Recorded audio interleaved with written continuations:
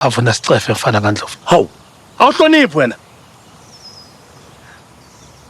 lalela baba.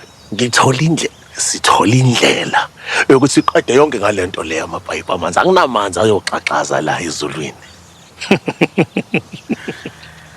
Hayi. Na uyayifaka lapha phakathi. Awungitshele phela. Ufuna ukuthi thina sikholwele wena ukuthi ucekele phansi.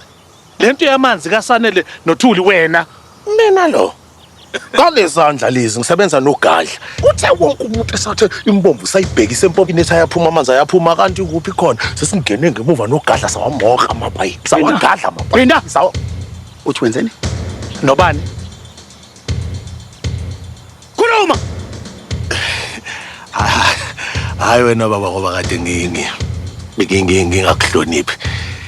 Ukuthi nje angithi wathi umkhandlu uzoba senkingeni. Beke yaqala lento yamanzi umkhandlu senkingeni namaVaterikani. Nawe uthola into ozoyiqhanya ngayo.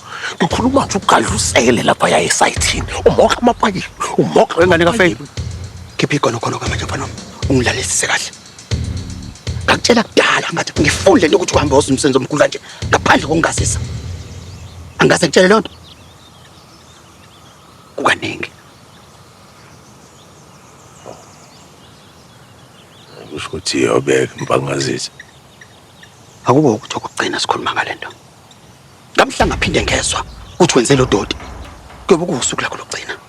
Ubhanyaza lamehla akho kuleli magada ahlabayo.